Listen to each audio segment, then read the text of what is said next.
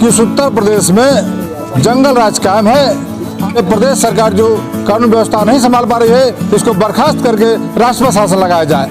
जो योगी की सरकार है प्रदेश में, यह मुसलमान, अनुसूचित जात और दलित समाज के लोगों को ही जो है निशाना बनाया जा रहा है। योगी जी अब इस प्रदेश की जनता को रहम करिए और अपने मठ पर जाकर के प्रस्थान करिए। ना बेटी ना बहुएं ना माए सुरक्षित हैं, योगी मोदी तेरे राज में बस गाय सुरक्षित हैं। आज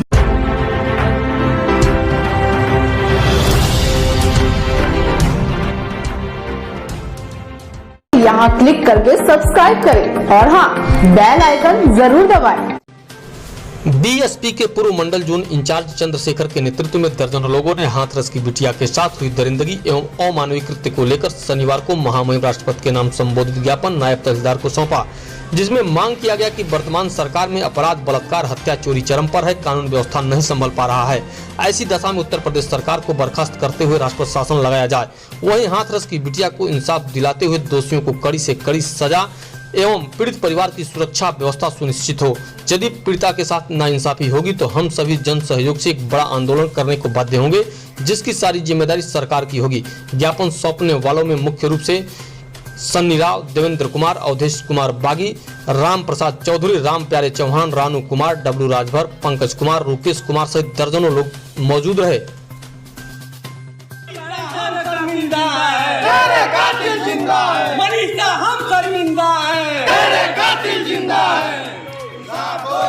मनीषा बहन को इंसाफ दो, जो सरकार निकलनी है वो सरकार बदलनी है। हाँ, मेरा नाम चंद्रशेखर है। आज आप लोगों ने कैसा ज्ञापन सौंपा? आज ज्ञापन दिया गया है कि उत्तर प्रदेश में जंगल राज कायम है। आए दिन हत्या, चोरी, डकैती और बलात्कार की घटनाएं हो रही है। प्रदेश सरकार कानून व्यवस्था को दुरुस्त करने में विफल है। इसलिए हमारी मांग है कि जो घटनाएं हो रही है उन जो है पीड़ित पक्ष को जो है कि न्याय मिले और जो है ये प्रदेश सरकार जो कानून व्यवस्था नहीं संभाल पा रही है, इसको बर्खास्त करके राष्ट्रपति शासन लगाया जाए।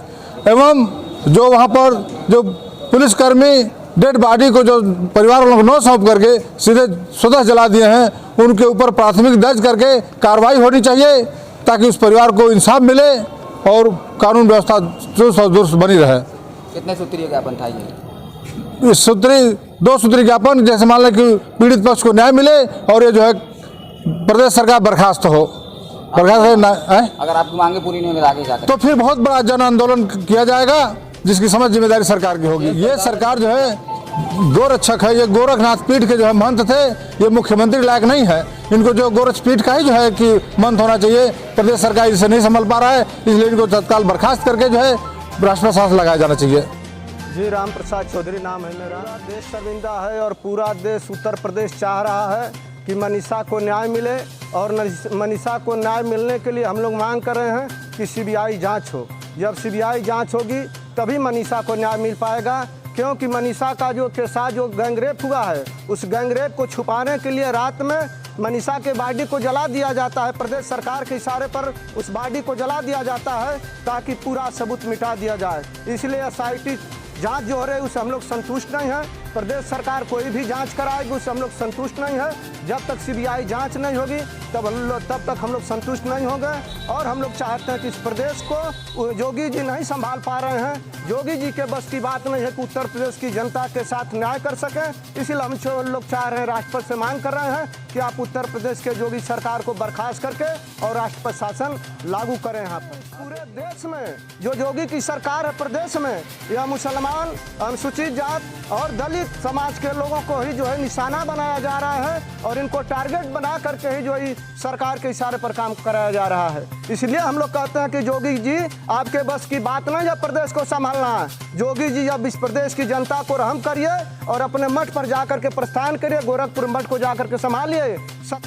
मेरा नाम सन्नी राव है और मैं एक छात्र नेता हूं और बहुजन समाज पार्टी का पूर्व मंडल प्रभारी। आज जो वर्तमान में प्रदेश की सरकार है, उस प्रदेश की सरकार का एक स्लोगन है, ना बेटी ना बहुएं ना माए सुरक्षित हैं, योगी मोदी तेरे राज में बस गाय सुरक्षित हैं। आज इस देश में जो गाय को लेकर के राजनीति होती है, आज इस देश में जो महिला को लेकर के राजनीति हो रही है, जो राजनीति होती है, जब इस देश में निर्भया के साथ बलात्कार होता है तो सभी कौम के लोग रोड पर आते हैं, लेकिन जब मनीषा के साथ बलात्कार होता है तो मनीषा के नाम को उजागर किया जाता है और खास करके डिकोड किया जाता है कि ये दलित समुदाय की बेटी है, दलितों के साथ बलात्कार हुआ है और समाज चुपचाप खामोश होकर के तमाशा देख रहा है। आपके माध्यम से मैं बता देना चाहता हूं कि इस देश के लोगों को कि बेटी सबकी बेटी होती है, वो किसी जाति किसी धर्म की बेटी नहीं होती है। और ये जो हैवानियत करने वाले लोग हैं, ये जो लोग हमारी देश की बेटियों के साथ जो बलात्कार कर रहे हैं, इन लोगों की बस एक ही सजा है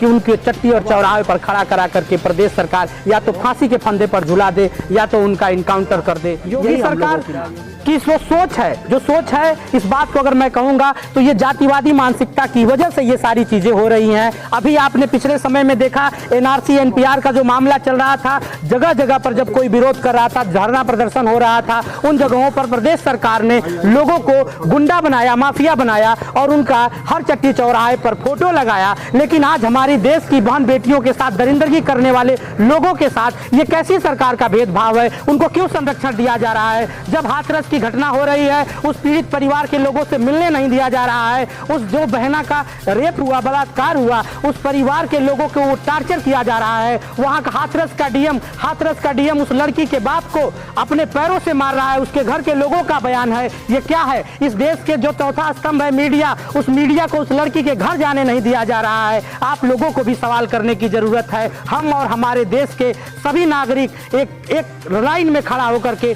आवाज बुलंद कर रहा है। और जब तक उस बेटी को, जब तक हाथरस या बुलंदशहर या आजमगढ़ की किसी भी बेटी के साथ अगर अत्याचार हो रहा है, अन्याय हो रहा है, तो वो बहुत ही गलत हो रहा है। हम लोग उसकी निंदा करते हैं और जरूरत पड़ी तो रोड पर आकर लड़ने का भी काम करेंगे। अगर सरकार मनीषा और बलरामपुर और आजमगढ़ की जो भी हमारी घटनाएं, अभी जौनपुर में हमारी नेहा निषाद के साथ हुआ था, अगर ऐसी घटनाओं पर अगर एक्शन नहीं लेती है तो हम लोग रोड पर आकर के चक्का जाम करेंगे और जो नहीं होना चाहिए वो इस देश में होगा। और योगी जी को मजबूर करेंगे कि वो अपनी सरकार से इस्तीफा दें और इस्तीफा दे करके वो जिस मठ से आए हैं उस मठ पर चले जाएं।